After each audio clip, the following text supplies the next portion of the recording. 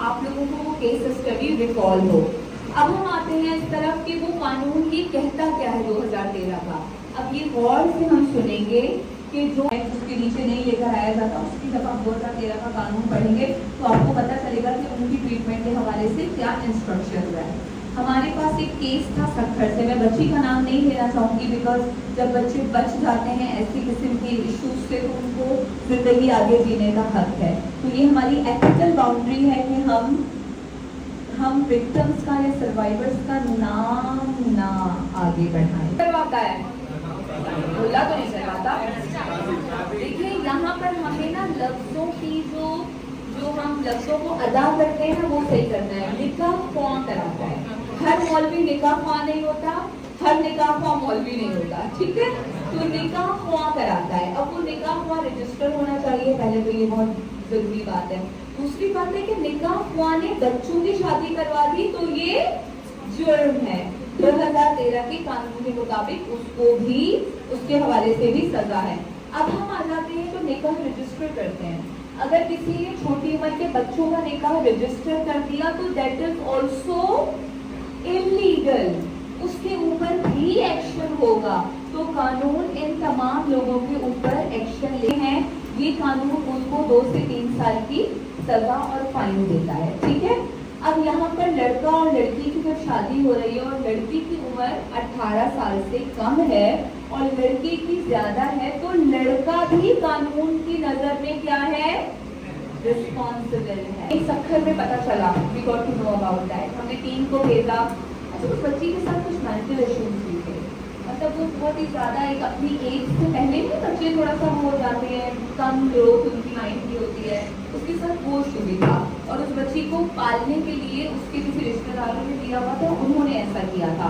But this is something, अब ये तो रिपोर्ट हो गया, न जाने कितनी शादियां हैं जो रिपोर्ट ही नहीं हो रही हैं। अब मैं तो आपको बता रही हूँ, lady come to our office, उसका ये था कि जी हमें खुला चाहिए, अब ये शादी हुई भी है। अच्छा, प्रॉब्लम क्या है? चलो भैया, एक तो कानून को तुम लोगों ने तोड़ा, शादी करके उसको ऑब्वियसली कंसर्न अपना रेज करे, कैसे हम सोसाइटी के लोगों को अवेयर करने के हवाले से काम करें, कैसे हम अपना किरदार अदा करें, that is very important. Okay, एक आखिरी चीज पे हम अपना सेशन खत्म करेंगे, ज़्यादा देर नहीं लेंगे, गर्मी में आप लोग एग्जॉस्ट हो रहे होंगे, आप लोग का टाइम होने वाला होगा, आप लोग को घर जाना होगा। सिर्फ एक चीज पे अपना सेशन आज का खत्म करेंगे, फिर हम मिलेंगे, फिर हम बात करेंगे। लेकिन बात द थिंग इज दैट जो वर्क प्लेस हरेसमेंट है, यानी कि काम करने की जगह या पढ़ने की जगह या कोई ऐसी जगह जहाँ पे हमें हरासा करने की कोशिश की जा रही है, दिस इज फॉर ऑल। एक चीज मैं आपको क्लियर करूँगा, this is for women also as well as man also. लेकिन औरत ज्यादा vulnerable and expose to violence and harassment होती है, तो उनके साथ ज्यादा मामला पेश आते हैं। इस तरह क्या